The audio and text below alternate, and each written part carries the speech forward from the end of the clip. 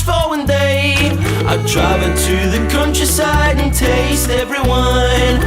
Naruto kasi, Naruto isa sa pinaka-paborito naming anime. So yun yung naisip namin na parang team ni Primo. Actually, mabait po siya. May mga time lang po na yung kulit niya is super sweet.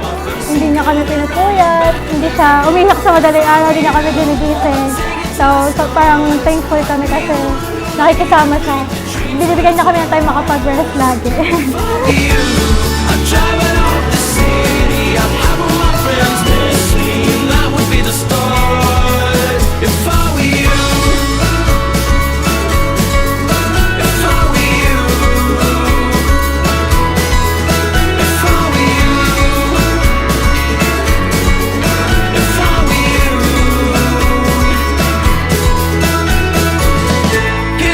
Nako, si Primo, active to madaldal siya.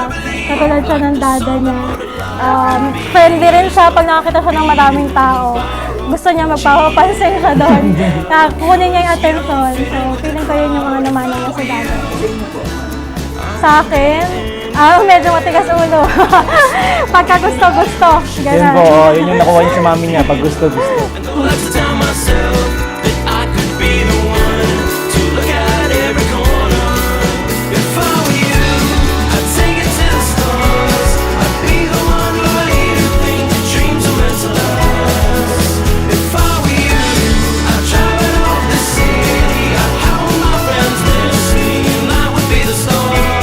Happy birthday, Primo.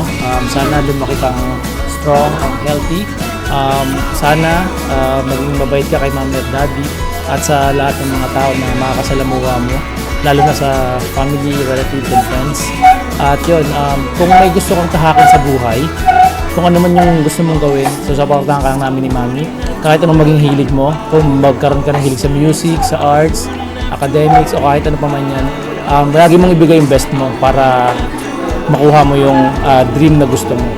Primo, happy first birthday! Nakakaiyak lang. Gusto ko lang lumaki kang mabait, mahalin mo yung pamilya mo, mahalin mo kami, sumunod ka lagi. Nandito lang kami para sa mga desisyon mo sa buhay. Paglaki mo, nandito lang kami para supportahan ka. Mahal na mahal ka namin, Primo! Happy first birthday! Love you! Love you!